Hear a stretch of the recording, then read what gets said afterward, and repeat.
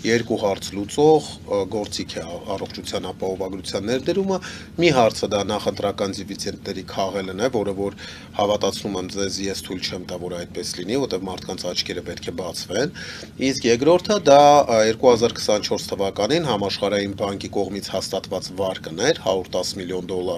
որը որ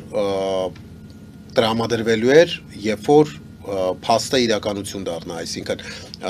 անգլերեն հնչում է result based, այսինքն ներդրում եք ապահովագրությունը, նոր տալիս ենք։ Այդ վարկը հաստատվել էր կառավարության 21-ից 26 թվականների